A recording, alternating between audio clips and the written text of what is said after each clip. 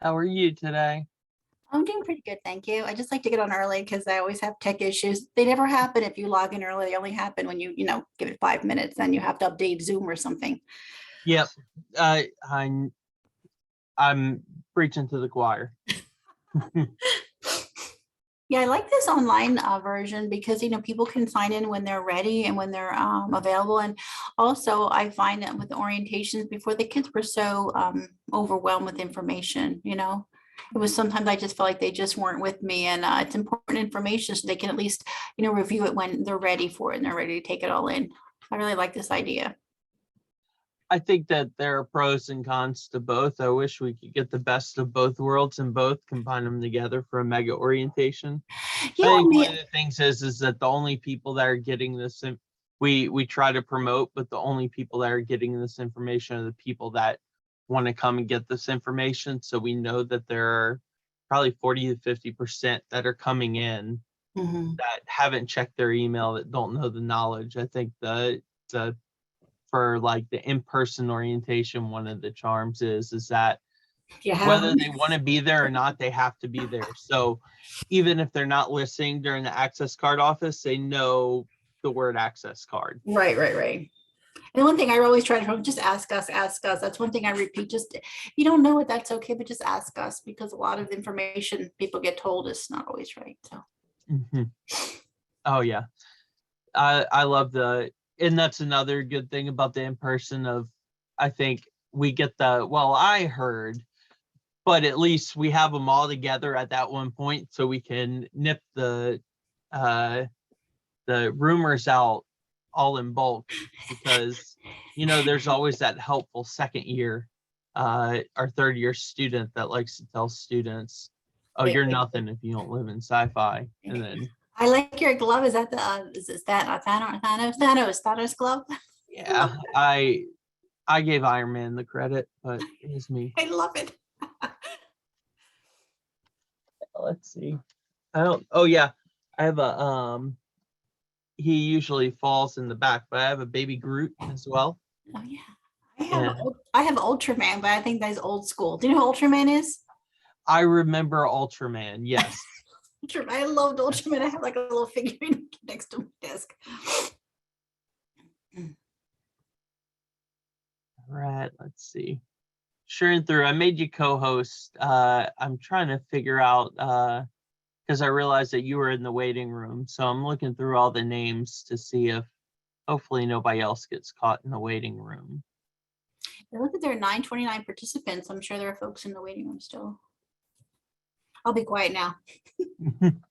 Well, if you see anybody in the waiting room that because there's been so much turnover at the school that it's like, oh wait, they're on I'm our gonna, I'm team. gonna, I'm gonna do admit all, okay? Oh no, not yet, not yet, not yet. Okay. Because It's the power, man. The power went to my head. then they're going to start. We want to try to get all the presenters in and get everybody ready. Okay. And because I think Alex is coming, correct? Alice? Alex Oh, Alex, Pacifica. yes, Alex will be yes. That's why I wear a hearing aid. Zoom is tough for me. A lot of people have background noises. When I raise the volume to hear, then that just amplifies the background noise. But I have these high-tech hearing aids. I just haven't figured out how to work them yet.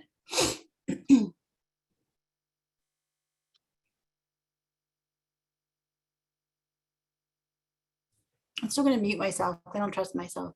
Nice, and it is nice to see you, Cam. It's good to see you as well.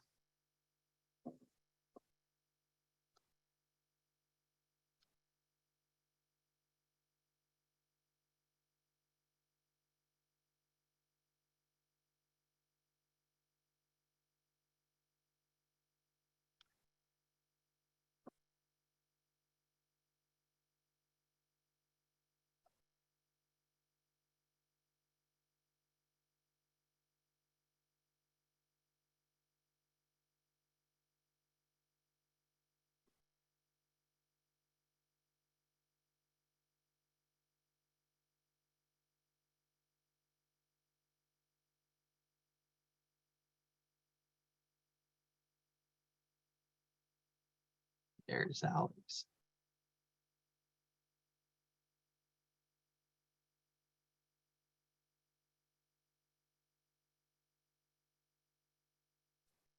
Hey Cam, how's it going?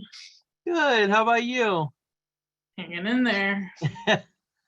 Sorry about that. I realized we didn't have you in the as co-host Okay. initially, so I'm going, and the participant list is much higher for this one than Oh, good. the last couple. So I think the only other person joining us is Natasha, I think. let me see. And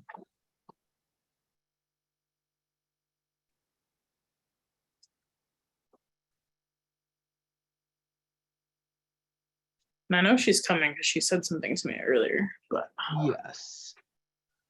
I don't see her in here, but the good thing is, oh, there she is. perfect. How many folks are in the waiting room? 68. Okay. That's way more than last time. I know, I think there was only like 40 last time, but that's okay. We can handle it. Yeah, there's a lot of questions this time too. I was looking at the spreadsheet, like just eyeballing it. Lots of questions, which is great. Oh yeah. last Now that time. we're a month out, it's getting real. Everybody's now in panic Yeah. mode. So yeah. So if y'all are ready, I can let them in. And of course, all throughout, I'm gonna shut my video off and just try to answer non-housing questions in the chat for y'all throughout. And then I will introduce all of y'all at the beginning. And then at the end, once everybody's done, we can go on Q&A and I'll tell them goodbye after that. So It's 76 now. Wow. oh yes, I anticipate it'll get to about 100, 110 at one point. So as we go through. So let me let all of them in.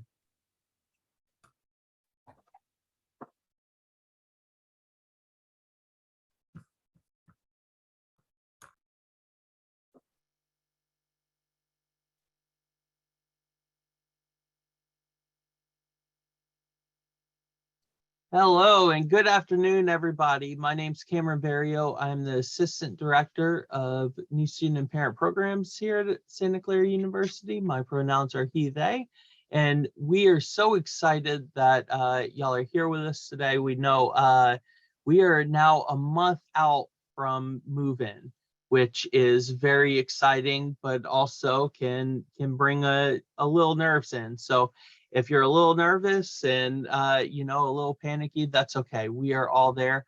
That's what we're here for today, is to be here with you and hope that we can get some of your questions answered along the lines of housing and auxiliary services. So if you need anything throughout, please, we encourage you to add questions in the chat. We have my colleagues Judy, Alex, and Natasha are here. And not only are they the best at what they do, but they have made a presentation for y'all today. And hopefully can get a lot of y'all's questions answered. But of course, if there's something that you're not sure about or want to ask about, we encourage you to add it in the chat, and we'll do our best to answer it at the appropriate time. But I am going to get out of the way and hand it over to Judy, Alex, and Natasha. Thank you so much for being here, and take it away.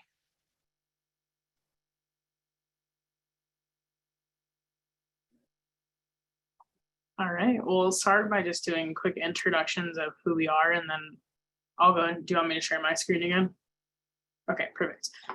So I'll start. I'm Alex Pacifico, they, them, theirs pronouns. I'm one of the assistant directors over in the housing office, overseeing billing and communications for the office, as well as currently managing the front desk operations as we have a vacancy in our office as well. Judy, Natasha, whoever. Good morning, everyone. Good afternoon, everyone. My name is Judy, and I run the Access office, and we give out the Access credential that your students use to gain access to their residence halls, buy food, do laundry, and library and gym. So knowing how to use the Access credential is really important for the students, so that they can gain access to all the facilities that that are here for them. Hi, everyone. My name is Natasha. I use she and her pronouns. I am the Associate Director for Residence Life. Our office works very closely with the housing office. However, we are two different departments, and I can share more about what those differences are and what you can reach out to the Residence Life department for. Awesome. I'm gonna go ahead and share my screen and we're gonna start. Great. Okay, great. So me, Natasha, and Judy are just kind of gonna go through this. When one of us isn't talking, we'll try to manage the chat and answer any questions that we are able to. If we don't get to them, like Kim said at the very end, we are going to do a Q&A. So feel free to ask them at the end. And I do know that some of you submitted them prior to, so we'll try to go through those as well.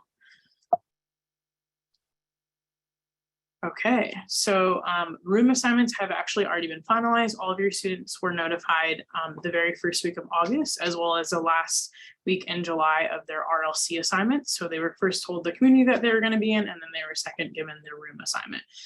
With that also comes roommates. So they should also be able to see the roommates' names as well as their contact information in their housing portal. If they're having any issues with that, you can go ahead and give our office a call or even send a quick email and we can get you that information to your student. The reason we do that is so that they can reach out to the students prior to move in to coordinate items to bring or get to know the person. Unfortunately, we can only give you all their email. So if they're not responding to their SCU email, we can't provide any other personal information, but we do hope that you're able to get into contact that way. Move-in information has been sent out. We sent our move-in email last week. So all of your students did receive the move-in information. It is also live on our website. Move-in for incoming first years is going to be staggered. So please make sure that you look at the time. I know that there was a question in the chat and I'm just gonna answer that vocally because I feel like that will be a big question. The reason we have move-in time staggered is so that we can make sure that there's traffic control. There's going to be a lot of people coming during that day. So we do have them staggered. We just ask that you don't arrive sooner than your time. So if your son, I know the question specifically was about, you know, they're flying in, that's okay. If they get here at 9:30, they can proceed to campus and come. It's mostly for cars, really, for traffic control. So if there's a couple of people who are flying in with their stuff, I would just say if your movement time is earlier and you're coming a little bit later, that's okay. They're just going to ask to verify to make sure that you're not coming earlier than your arrival time. So no need to worry about that. And there's other information as well as the mailbox information on the website as well. So feel free to check that out. It was linked in your student's email. Here's an example of the housing website. To see all of the move-in information, they would just want to click into the first tab. So prepare for fall 22 move-in, and then it is separated by class year. Each class year does have a separate move-in schedule. So make sure you focus on undergraduate and then incoming first year for your students specifically, because it is on a different day. And then if you are looking to stay up to date, as you know, now that you're sending your student off, they're going to receive all the communication and you will receive limited communication. So if you want to stay in the loop, we do have a newsletter from our office that is sent out once a quarter. So feel free to sign up for that. And if you know you do sign up and then something changes, you can always just reply and ask if you're moved and then we can remove that for you. And then I won't read off of this, but just some recommendations of things to bring. I know that there's also like Facebook groups. I think what me and Natasha would recommend is that you share your items with your roommate. You know, the rooms are not huge. They're not all having their own individual space. So they want to make sure they coordinate, especially the larger items like a fridge or a microwave. They want to coordinate that with their roommate, but definitely going to want to bring the normal essentials, you know, sheets, bedding, that type of stuff, and items to shower with as well. And then I went over this before, but the shipping address, it is very specific. So your student will have a 4-digit mailbox code that is going to be found in their housing portal. If they're confused as to where to find it, like I said, again, feel free to give us a call or they can send us an email and we can reply to the email with their specific mailbox number, but that will stay with them for the whole year. If they do move the following year, it sometimes does change, but it will be their mailbox number for the whole duration of the year that they're living with us for their first year. So definitely good to have. And then you would put it in this format specifically where the X's are is where the student's box number would go. And then if you're looking to rent a micro fridge, I would say cost wise, it's not cheaper to go this way, but for folks that are coming out of town, we do partner with Collegiate Concepts for the fridges. So what would happen is if you order from this, our lovely assistant director of building operations coordinates with this company. They let them into the spaces, and so the fridge will be there when you arrive. If you are looking to do this, you would want to submit before the beginning of September to make sure it's there when you arrive. And they also pick it up at the end of the year as well, so you don't have to do anything. And then we are an Xfinity campus, so your students do have full cable on campus, which means that they can access, and again, this is only when they're living on, so if they decide to move off their junior, senior year, they wouldn't have this capability. But when they're living on with us, they have full cable as well as the Xfinity stream, so movies, etc. as well. And they can stream from any smart device. And then Judy, do you want me to cover this or do you want to cover the, okay. So we don't have anyone here present from Bon Appetit, but as you know, when your student lives on campus with us, they are required to have a dining plan. For your student coming in as a first year, they're most likely going to be on the basic or the preferred plan. They can always add extra money on their flex account, which would be via Judy's office, and Judy is going to go over that a little bit later, but they can add money and spend it at other locations off campus. And the flex dollars, if they're spending them on, also work similar to dining points where they won't be taxed as well. All the items are individual purchase. It's not like other universities where it's you swipe in and it's, you know, an open all you can eat. It's by item. So students typically will purchase, the way the meal plan is set up is for students to basically have 2 meals a day with the basic and 1 big meal on the weekends. If they have preferred, it's 3 meals a day. So it just depends on how much your student's eating. Is how you're going to want to figure that out. We do have the opportunity. We just close on for fall, but for winter and spring, if for some reason the meal plan is not working, they can lower or increase depending on the plan they're currently on. And then I'll just go through this quickly because I just went over it. But the preferred plan is 2,175 points. Like I said, it's meant to be 3 meals a day. So someone who typically, you know, eats three full meals a day. Basic is more someone who eats like light, like a coffee, a snack for breakfast, and then 2 full meals. So that's definitely more than enough. Most students, I would say, typically choose the basic plan. And then if you always need to add more, we just recommend adding flex dollars, which I said Judy will go over as well, but they are CA sales tax exempt. And then the fall meal plan change just ended on August 7th. So we aren't accepting any more meal plan change requests. We are making those adjustments. So if your student did request, they will see an adjustment to the bill by the end of this week. So if you're waiting, you can hang tight. If you already paid it, that's okay. You'll get a credit and it'll be applied to your winter quarter. And then if you're, like I said, if for some reason it's not working out, we give them until November 6th to request a change for winter. And then again, you can request a change for spring as well. And then I will pass it off to Natasha. All right, so like I mentioned before, I work in our residence life department. Our mission and vision are stated here on this slide. So we work really, really closely with our housing partners, and we're really grateful to them for all the great work that they do. And so I'm going to be explaining sort of the differences between the two. Think of residence life as the living learning component. So the life and the engagement and the learning that happens within the community and cultivating that community of care and support and development for each student. And then think of housing as more so like the building facility and the room assignment, like the physical building.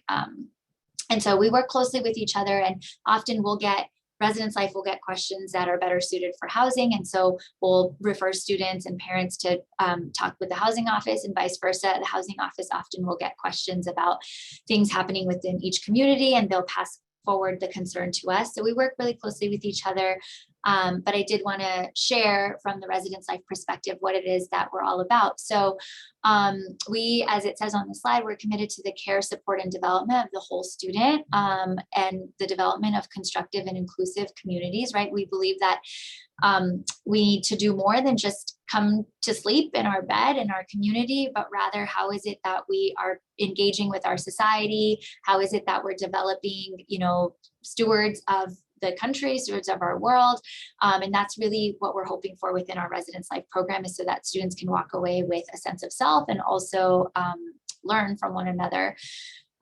So we really pride ourselves and focus on student learning and development. Next slide, please. So we have several different residential learning community themes. They're listed on this slide. You'll see that there are 2 names for each building. So if ever you're confused, you're like, what's Alpha, what's Graham? They're the same thing. The first name that you'll see on this slide, so like Alpha, Cura, Sci-Fi, those are the residential learning community theme names. And then the second name in red that you'll see on the slide is a physical building name. So Graham is the physical building's name. So Graham Hall, Finn Hall, Swig Hall. So we use them interchangeably, and each of the themes are listed here.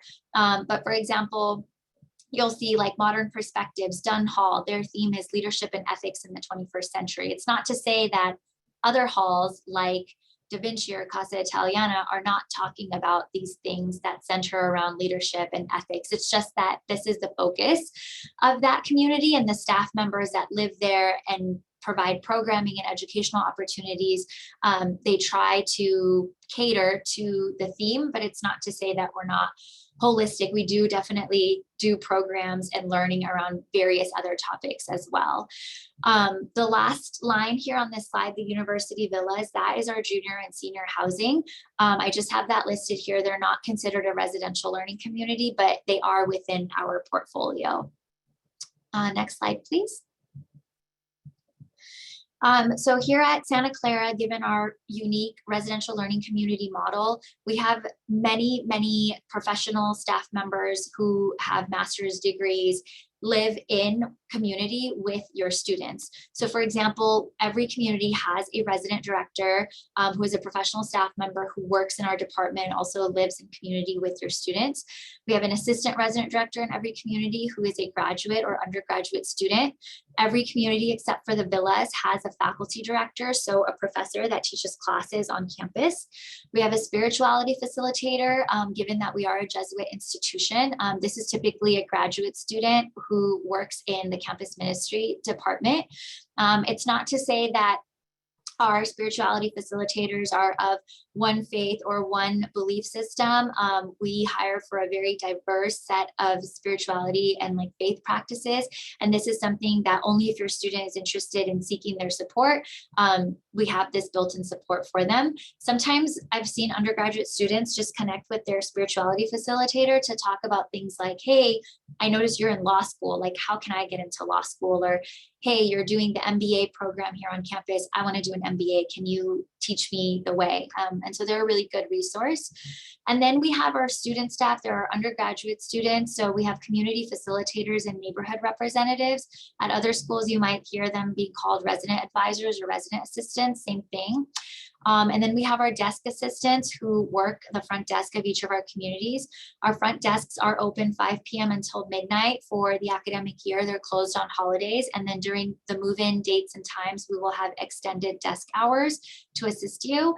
At our desks, you can find things like Clorox wipes, vacuums, pots, pans, cooking utensils. So these are not things that we expect you to bring. However, if you want your student to have their own vacuum, we welcome that. It's just remember the space in the room is very small. So we have these items available for checkout, as well as games, ping pong paddles, pool sticks, board games, things like that. And then lastly, this is a brand new position that we hired for this summer. We have 2 out of the 3 counselors and residents hired. These are licensed therapists that live in community. And so we have them hired for Finn and the University Villas.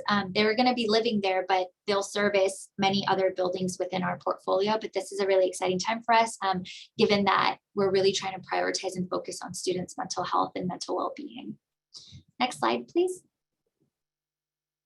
Thank you. This is my last slide. These are just a few photos of different programs that we've been able to do in the community. So you can see we've done a graduation program for our junior senior community. We have bonfires, outdoor bonfires, study sessions, arts and crafts programs where students can win many different prizes, students that, or programs that engage students with our local community in the Silicon Valley. Basically, student well-being is first and foremost. It's very important to us. We have many different student well-being teams on campus. We do want students to adhere to the student code of conduct, so the student handbook, and we will hold students accountable if there are potential policy violations. But we are very educational in our approach. And we meet with students to guide them towards making perhaps better decisions and better choices. But we do provide them with many fun and safe engagement opportunities within the community. The other thing I want to touch on is safety and access. So every student has access to their room only and their community only, and their the restrooms that they would use. And so we have staff members that are on call 24 hours a day, 7 days a week, including campus safety, including our live-on staff members. They serve on a duty on-call rotation. So if anytime a student is experiencing a crisis or an emergency, there's plenty of phone numbers and resources that we'll share with them during their floor meetings that they can take advantage of to feel like they're having fun and they're a part of our community. That's what we really strive for. Next slide. All right, I'll pass it off to Judy. Yeah, hi everyone. I really wanted to do a quick, just a review of what the Access Credential is. And basically it's just the Access card or ID card, but it's conveniently put on their smartphone. So instead of the students having to carry around a piece of plastic that they often lose or damage, all the information that would be normally stored in the piece of plastic is conveniently in their smartphone or even their Apple Watch. It's not just for ID. As you can see, it gives them access to libraries, the gym. They can do laundry if they have funds on their account. They gain access to their residence hall. So it really does a lot for them. And again, the more students know, the better it's going to work for them. Next slide, please. Like again, as I mentioned, it's just a lot more convenient to have it on the smartphone because they're less likely to lose it, and no replacement fees, because that was a big concern. Next slide, please.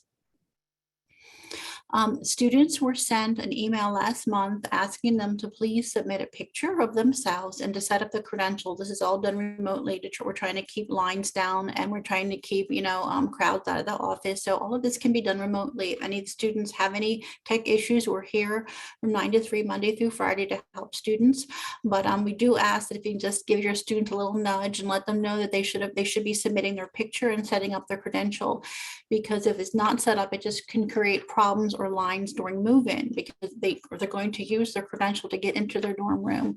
So please give your student a little nudge and ask them if they've gotten an email from Salutations from Online Photo, and it has instruction for them to a secure site where they can upload their picture for their credential. All the instructions are on the email. Any questions, they can email us at access@scu.edu. Next slide, please. This is just a little bit of review, but I like to go over it because this is one of the main questions I get from parents is about the meal plans. The resident dining plan is a required meal plan for students who live on campus. There are 2 different types, and that's all taken care of through the housing contract. The Dining Plus is an optional plan for students who may run out of the resident dining plan, or commuter students and want to take advantage of the tax savings. Both meal plans do save tax. They can only be used on campus. But again, resident dining is mandatory. That those funds do need to be used in the quarter for which they're purchased. $100 does carry over from fall to winter and winter to spring, but they do expire at the end of the housing contract in the spring. So resident dining funds do need to be used in the quarter in which they're purchased. Dining Plus, however, is different. Students can put as much or as little as they like whenever they like. And not refundable, but Dining Plus does carry over from quarter to quarter and year to year, and it does offer the students a tax savings. So if they would want to use that instead of their flex account to buy food on campus. Next slide, please. So Flex is another account that's on the Access card. So it's one credential. I always say card, but one credential has different accounts. One of the accounts on there is the Flex account. Think of it as like a debit card. Parents or students can load up their credential, their Flex account, and they would just use that to buy books at the bookstore. They can do laundry. They don't have to fumble for coins, whether their clothes are wet and they can't find enough quarters. They can use it off campus as well. They can purchase food with Flex, but they'll be paying tax. So Flex is a nice way for parents to kind of give their students money and kind of almost control where they're spending it. They know they can only use it for school supplies or, school related expenses. But most places also do take credit cards and debit cards. Students also get a smart print account. It is a credit balance. It starts off at 0. So if you start seeing negatives, don't worry. It's a credit balance, and every time your student prints things on campus, you just start seeing debits accrue until they reach the $48. They get $48 for the academic year. It's about 600 pages, black and white. So this is just one more account that's on the Access Credential. Next slide, please. The Access Credential can also be used off campus. We've partnered with local merchants to give students, some choice in their food. They want to get off campus with their friends, and most places are within walking distance. They can just go, across the street and grab some pizza with their friends, or some, pizza or boba tea or something like that. So all the places that are accepting Flex are available on our website. Next slide, please. There are different ways to get money on the Access Credential. Students can make a deposit in our office. Parents and family and friends can make deposits online. There is a $1 fee, however. There are also value transfer stations and kiosks on campus. The one right outside my office will take credit cards and cash. So if we're closed, the students don't have to, wait in line or wait till we open. They can just make a deposit right outside of our office. And then one thing I do get questions about a lot is called the bursar account transfer. Bursar account and student account are the same thing. They're used interchangeably, and students can borrow up to $500 per quarter from their bursar account and put that money on their Flex account or their Dining Plus account.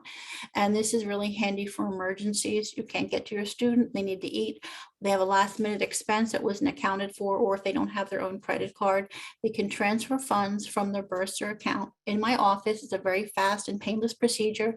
They just stop by, fill out a form. Before they leave my office, the money's on their card, and the money that they borrow will later be debited to their bursar account. So it's a very easy process. If there's an emergency, you want to keep that, in mind. Okay, next slide, please. And then students can track all of their transaction history. They can track all of their purchases. I think they maybe got overcharged. They think they're, spending too much. They can just keep track of everything on the online card office. Parents and, like I said, family and friends can also make deposits there as well. Next slide, please. And then we do have something called mobile ordering. Mobile ordering gets kind of confusing because people, in mobile credential, mobile ordering. The mobile credential is also called the digital credential. The mobile credential is just the access card, the physical card on the phone. But mobile ordering is an app, a separate and distinct app that can be used so students can just order food ahead of time and not wait in line. It's just really simple. It's called mobile ordering. They just open the app, and then all of the food places that are available and open at that time, they can just order their food, tells them how long it'll take to be ready, and it's ready to go, so they don't have to wait in a long line, especially if they're stuck between classes and they need to be on the move. They don't have time to wait in long lines. So mobile ordering is highly recommended for students, especially to avoid long lines in congregations and areas. Next slide, please.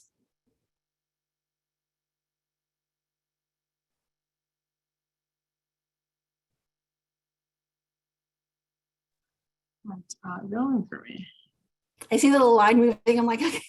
I think they're in back one. Yeah, I think we are just about wrapping up. Let me see really quickly why it's not moving. Oh, I think that's it. Okay, I think I took all this stuff. We didn't have someone here for the bookstore who just talks about, the bookstore and how to order books, but unfortunately we couldn't get someone here today from the bookstore. So I think unless anyone else has anything to say, we're probably open for questions. Let's see. If you want to unmute yourself, feel free. I can answer a couple of the most recent questions. Yes, they can order DoorDash to their dorms. They'll probably have to meet them outside, but yes, that students do that all the time here. Question.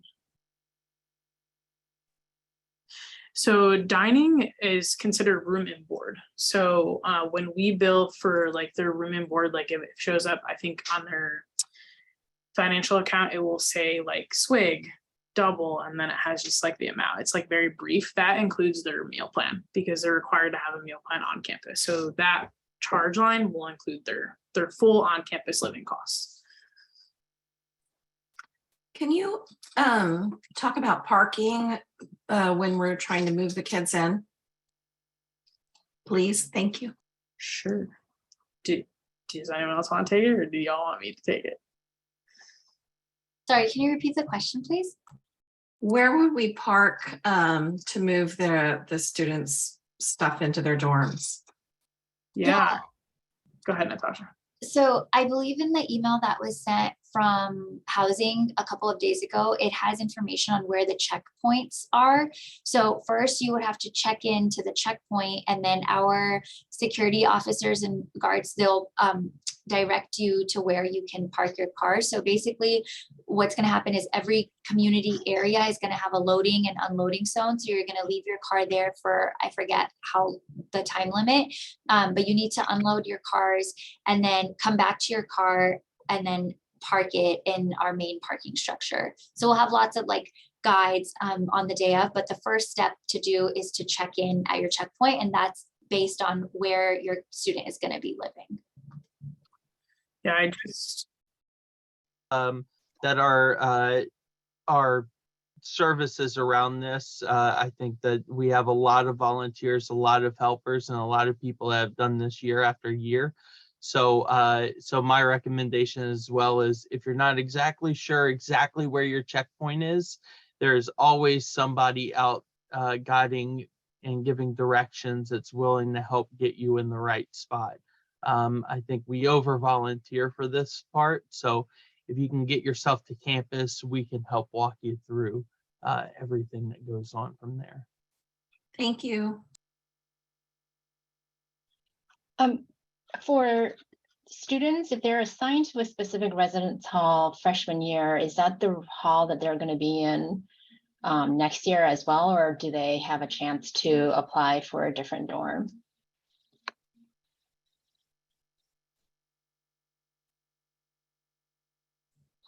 I can take that if you want, Natasha. It's a housing thing. I was trying to, sorry, there's some folks like direct messaging me, so I'm trying to like toggle both. Their sophomore year, they go through what's called room selection. So it's a lottery process, almost like any other institution that I worked at. And so essentially what happens is they'll apply. It's really important that they read their emails. I can't express that enough, like for everything, like not only for their classes, but like everything we send goes to their SCU email. If they don't follow that process and like the due dates, they won't be able to go through room selection. So that's the one thing that has happened to several students, is if they don't follow the process, they don't submit their application on time, then they won't go through room selection. They're still guaranteed housing their sophomore year, but essentially it would be whatever's left over after room selection happens. So that's the one thing with living on. We have a 2-year live on requirement, so they are required to live on their sophomore year. I know that that's been communicated to you via admissions and our office. So they are required to live on for 2 years. During that room selection, basically what happens is they apply, and like I said, it's a lottery time. So it happens over the course of 2 to 3 days. They'll be assigned a time. They can create a group. So if they meet some friends, they can create a group anywhere from 1 to 6. And then all the times are random. Their group leader can place them all at once. So we do recommend that if they are in a group, that's what makes the most sense. If they want to split off, like let's say at the time they go on day 3 and there's only doubles left, they can break off and all fill individual doubles too, and still stay together as a group, and maybe live in like a hallway together in a building. So we do have info sessions that we go over all that with the students. There'll be emails that are sent to them, so they will get communication. So I just encourage, if your student's confused about that process or wants to know more information, they can always come into the office, and either myself or one of the assignments coordinators can speak with them. Thank you. So Ruth, we are going to get to your question in a second. I want to say, if you do have questions, if you could use the hand raise reaction, that would be really helpful, so we can make sure that we get to all your questions today. One thing I wanted to ask, and Alex and Natasha, and we brought this up very early in the presentation. I know we've had a couple more friends join us throughout the presentation. We talked about kind of that there was an email sent to students about housing and housing information. Could you share with all the parents what was in that housing email? Yeah, I actually linked to the website up above, right above Maria's question, Maria Rogers' question. There's a link. If you click on that, it's literally what was sent to your student via email. We know that your students aren't always the best at sharing information with parents, and we know that you all are typically the ones that have to get them here. You know, they're in the transition period. They're used to you taking care of everything. That's why I said it. I can't express it enough that you tell them now, check their emails, make sure they're communicating with you on stuff. But that's why we put everything on our website, so it is accessible to parents as well when it comes to like these major processes. So you'll see everything that was in their email. The only line that we took out was the link to the website. So everything that they got in the email is exactly right here on this page. So you can download this map, you can print it out. It has all the checkpoint locations, and it also breaks it down by move-in time, and also talks about if you can't come on Thursday, what are some other times you can't arrive. I know I did put this in the chat, but if they don't arrive on that Thursday, it won't be an assisted move-in. So they're working out to see if they'll be able to do like a bin checkout location if we have enough staff for that, but there won't be physical like help. So on Thursday, like there'll be folks like Cam said, like unloading your cars and everything. After Thursday, we won't have that. So it's okay for your students to arrive after that if you're not able to come on Thursday, but just know that you won't have like folks physically helping you unload your car.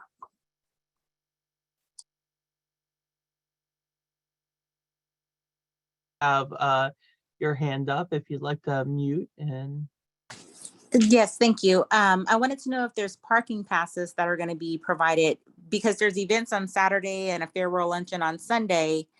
We're probably going to arrive on Friday. Do we just keep parking in the same place, or come Saturday or Sunday you just find a parking to go to the different things? yeah, so for Thursday and Friday, and Natasha and Alex, you may have more information on parking passes and information. I will say on Saturday and Sunday, and this is for all year round, parking is free on campus in the parking garages. So you will have access to parking at the main parking garage and the North Campus parking garage all week. And we will have plenty of maps and directions and guidance to make sure we get you there for that Saturday and Sunday. Okay, and then one last thing, that lottery housing for sophomores, you said that'll be on the actual calendar, or should I just make a note now that that's like what, March or April? Is that a certain time frame that I should tell him, check your emails for this? Yeah, so it's going to be happening in the winter quarter. So applications open up typically in January, and then from there they'll apply, and then room selection happens in spring quarter. So they apply in winter, and then the selection process will happen in spring. Both are really important because there also were students who missed their time, and it's actively going. So if they miss their time, they're missing out on rooms because it's a live process. So I would just say, like I said, again, the biggest thing is like they just really need to make sure they're reading their emails, because professors are also going to be communicating that way as well about assignments and stuff. So I would just say, encourage them to make sure that they find a way to organize their emails and make sure they stay on top of that as well. Thank you. You have a question? Yeah, actually, I have a couple of questions. The first question is, we're planning to get a set of a rental refrigerator and microwave. Just wondering, what is the size of that refrigerator and the microwave?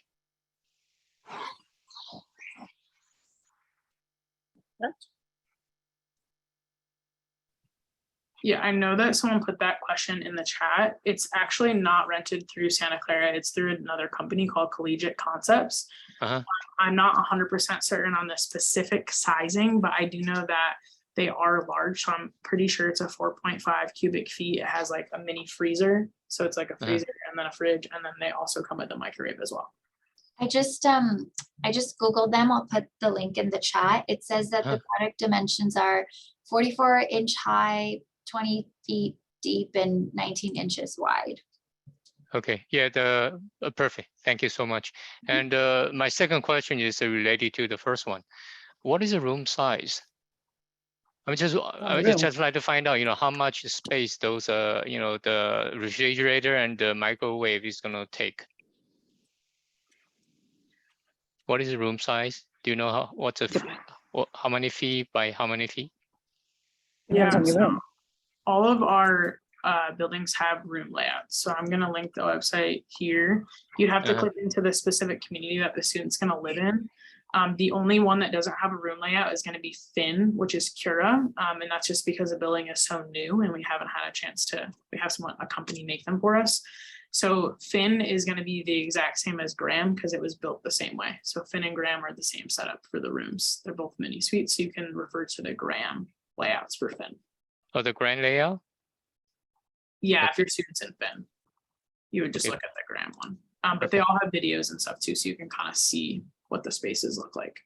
Perfect. Hey, Natasha, I'm sorry. Earlier you gave me a exact size for the refrigerator and probably the microwave as well. Can you give that dimension to me again?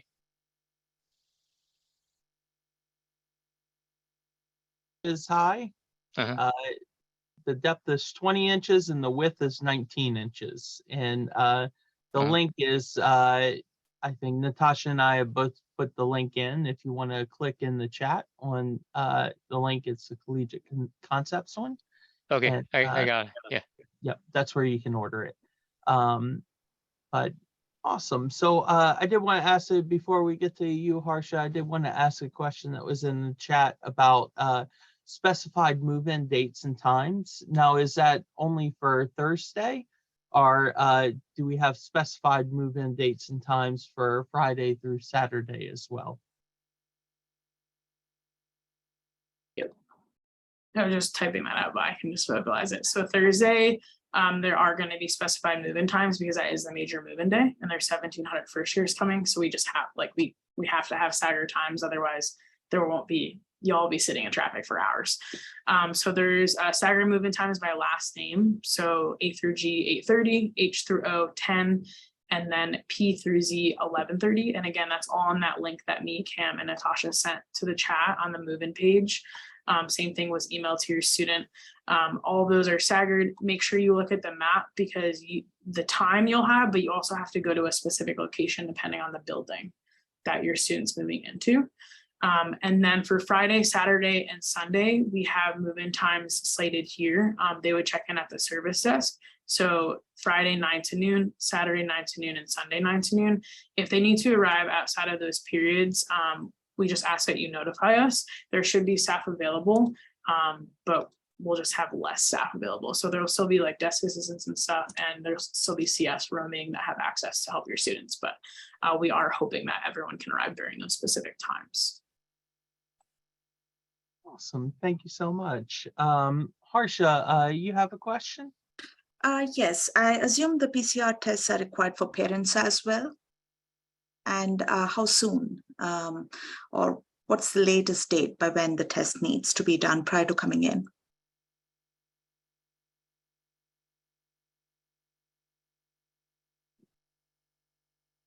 That is a good question that I'm not sure the answer to. I'm not sure Alex or Natasha. So for the PCR tests, they're just a recommended that we're just asking, and we're asking folks to test before you arrive. So I would say no more than a day or two before, if you're able to. And that's just so we can avoid having positive people on campus. We've learned that folks can be carriers of COVID-19 and display no symptoms.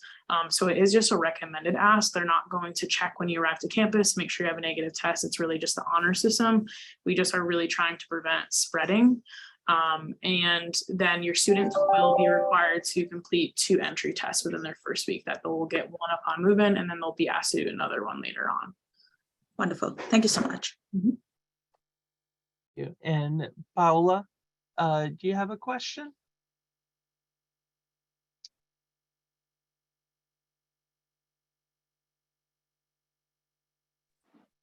Yes, I'm sorry. I have 2 questions. I wanted to know how are the roommates selected, and also if we're allowed to bring an ergo office chair.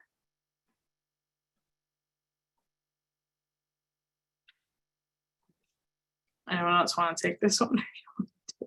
I could do it again. So the roommates are selected. If your student goes in random, it's based on the survey that they filled out as well as their room preferences.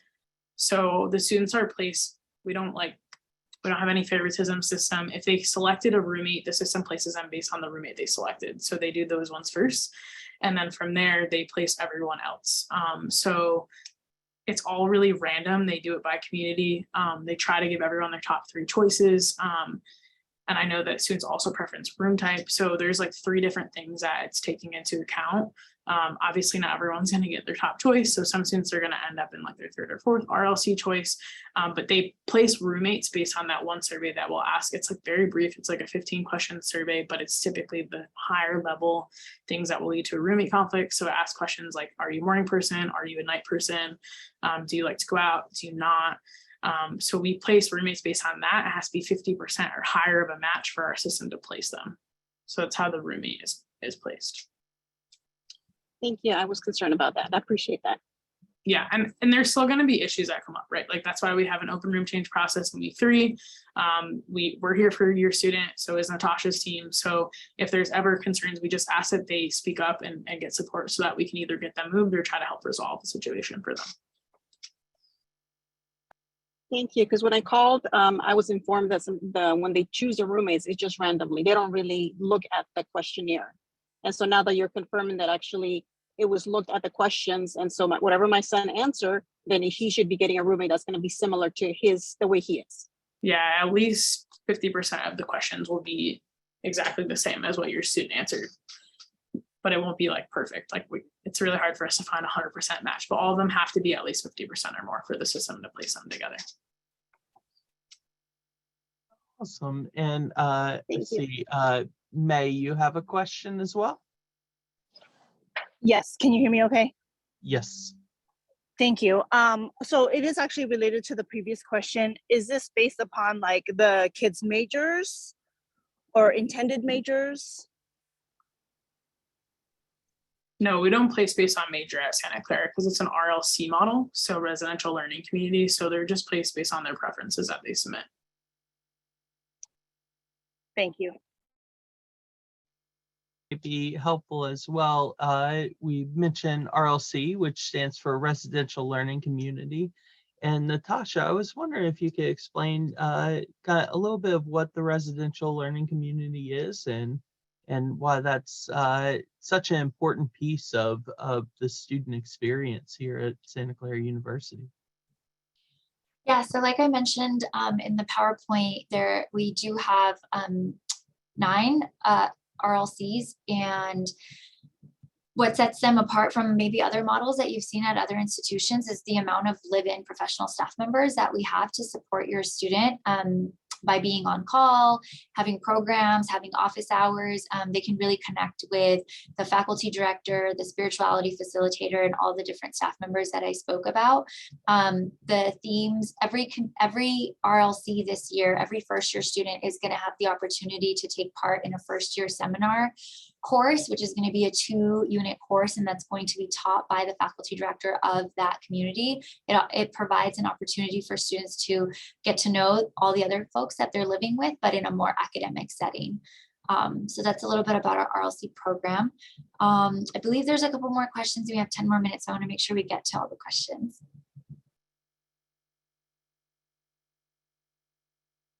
Have your hand raised. Yes, thank you. For freshman students, do they typically buy or rent the books?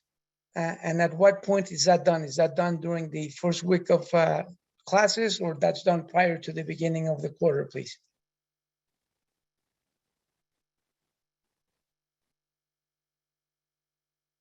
Students have approached it. Of course, we do have all of the books in stock in our bookstore. Some of these, if your student is really set on reaching out to their professor, usually professors send a syllabus a week before courses start, so you have an idea of what the required readings are. And there is a book rental program within the bookstore. They can also buy the books, and then there is and then usually there's an opportunity to sell them back at the end, or in buying them, you can keep them long term. So I think this is one of those that to just wait until those syllabi come out, and then they'll have an idea.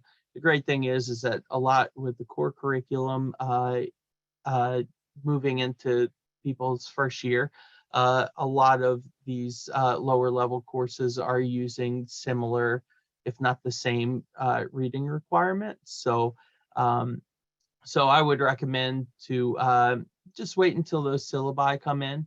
Of course, if your student really wants to get ahead of it, I'd recommend that they email the professor to see if they have any suggestions as well. But any of the required readings will be available through the bookstore and can be provided through the bookstore.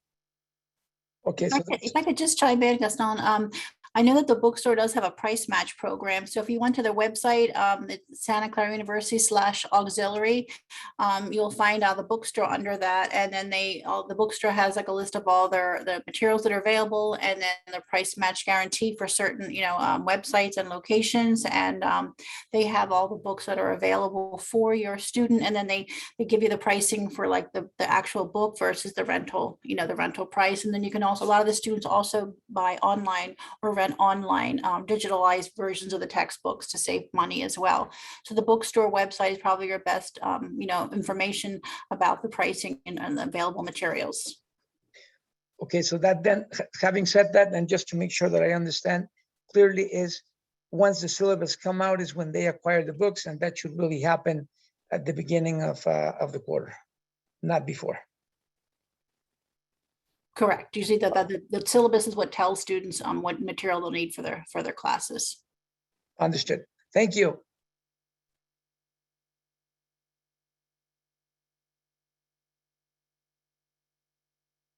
To an end of our time, we have about 8 minutes left. So open the floor. Are there any last minute questions that you'd like to add before we begin closing this session out? If so, you can use the hand raise feature or reaction, and we will make sure to call on you. John, you had another question? Yeah, by checking the refrigerator, it's kind of big, considering the room size. So is it okay we bring our own refrigerator, a smaller one? Yes. Up to 4.5 cubic feet, you can have a fridge, microwave of your own. Okay, good. Thank you. That's all.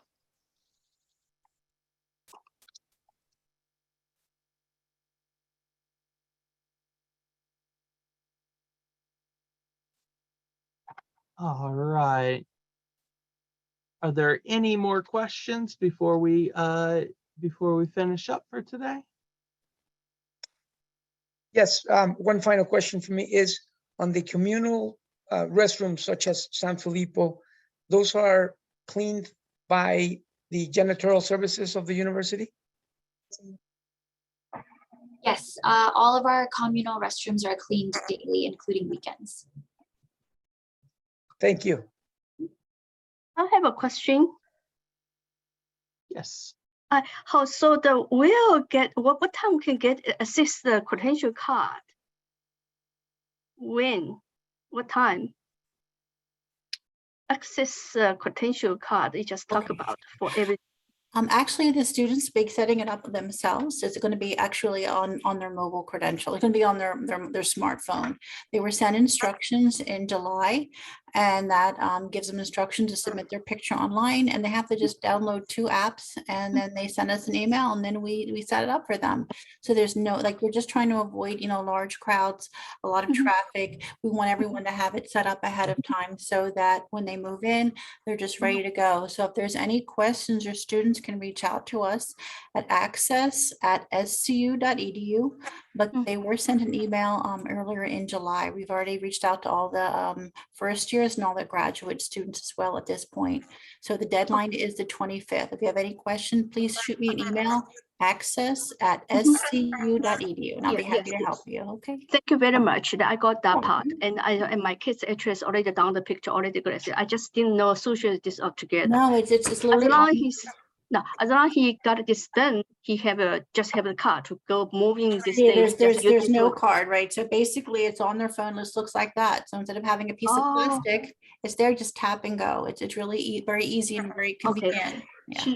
She get this one after he finished the picture download and finish all the steps he's supposed to. As long as he finished this one, he got this card. Is that correct? There's one thing though, when they come to campus, there's going to be signs everywhere. There's going to be hot spots, and on the exterior doors of most residence halls, they just have to hold their phone up to the exterior door for like 45 seconds. That's all they need, and that transfers their room and board all their room access from their account to their phone, and they're ready to go. That's the one step that is in the email that we send them. Okay, I just say so. What time he could get this one? I know how to use that. It's they should already have it. They can set it Okay. up from home. Okay. But we don't give it out anymore. Okay, got you. That's the only question. Thank you very much. All right, thank you. Thank you for help. Tanya. Hi, I have a question about the dorm assignment because my son is assigned to a triple.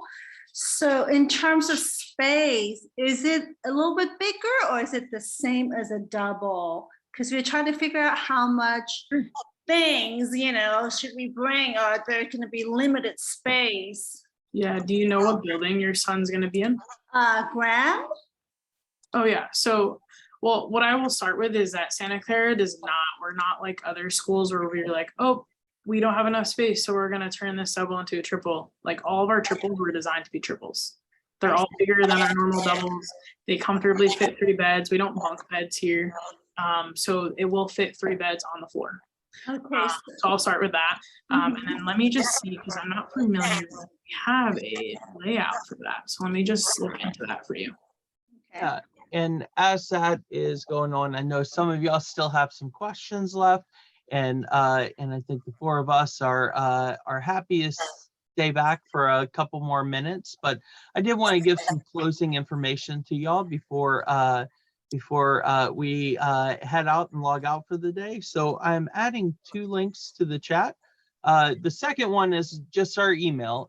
So if you have any questions, please email us at orientation@scu.edu, and we will get you to the right individuals. But the other thing is that our link scu.edu/orientation/webinars has 2 things on it. First off, a link to our YouTube page that has all of our current and previous parent webinar sessions. We upload them to our YouTube page, and you can access that link through this link, as well as this is our final week of parent webinars before we take a little break, so we can get ready for all of you coming in at the end of September. So we have 2 sessions left. Tomorrow from 1 to 2 p.m. is Student Life at Santa Clara, and this one's really cool because our Dean of Students, Jeannie Rosenberger, is heading this, and this is all questions about student life and the student experience and what to expect, but also what we're looking to also implement to make this great experience for your student. And finally, we had a reschedule last week for our student mental health and student health services. Our Cowell Center is having a session on Friday from 10:30 to 11:30 a.m. And this is to talk about all of the wellness services that come through in the student mental health services that come through our Cowell and CAPS office, as well as information on student health services and health insurance, which are all very important topics. So we hope that y'all are able to register and come check them out. But if not, we will have them recorded and posted on our YouTube. So thank you so much for joining us today. And if you have any questions, just hang back and we'll do our best to answer them before we head out for the day. Thank you so much. Thank you.